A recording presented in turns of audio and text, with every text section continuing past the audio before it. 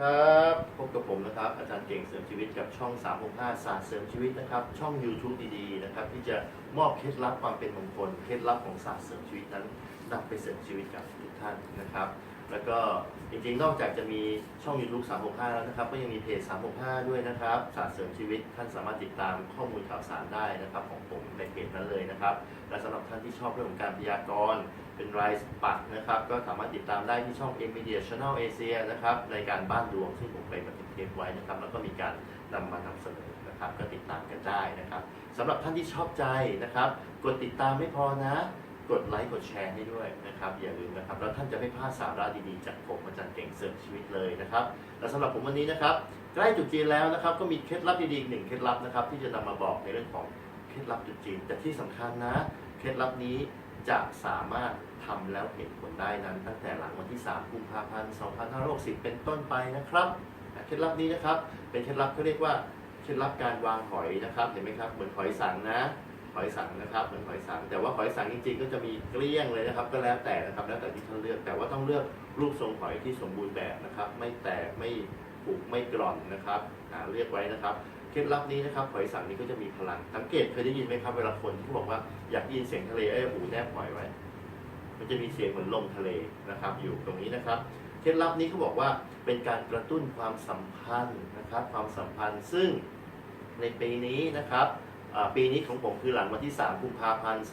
2560นะครับท่านสามารถนำเคล็ดลับหอยสังเหล่านี้นะครับไปจัดวางไว้ทิศตะวันตกเฉียงใต้ของห้องทำงานของโต๊ะทำงาน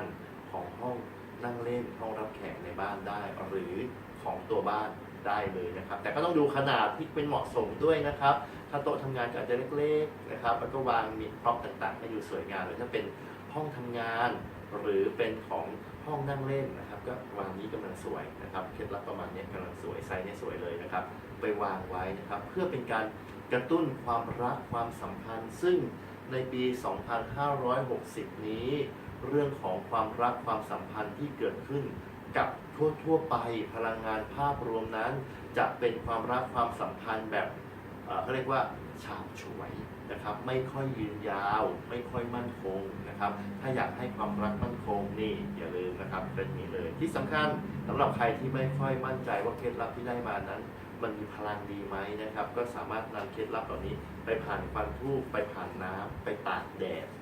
นะครับหรือไปแช่อย่างหอยนี่ไปสามารถไปแช่น้ำเกลือได้ก่อนนะครับแช่น้ำเกลือไว้สัก3 วัน3 ชั่วโมงนะครับตรงนี้ก็จะล้างพลังทั้งหมดเลยนะครับเพราะว่าเกลือนั้นมีคุณสมบัติพิเศษในการล้างพลังอัปมงคลเมื่อไปแช่น้ำเกลือ3 ชั่วโมงแล้วถ้าใจร้อนนะครับแต่ถ้าไม่ใจร้อนก็3 วันเสร็จแล้วพวกมันมาตากแดดพอตากแดดเสร็จนี่ก็จะคลีนแล้ว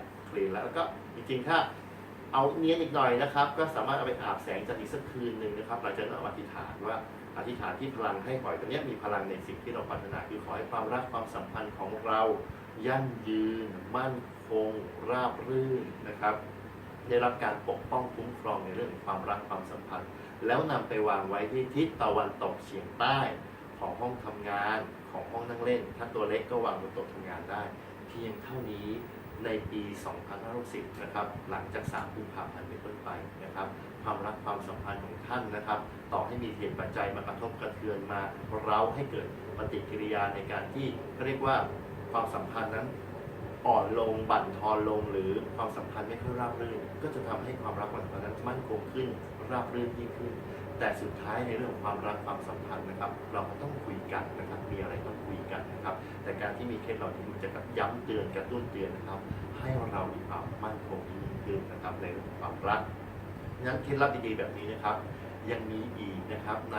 ช่อง YouTube 365ศาสตร์เสริมชีวิตนะครับคอยติดตามชมกันนะครับแล้วก็จะมีเรื่องของ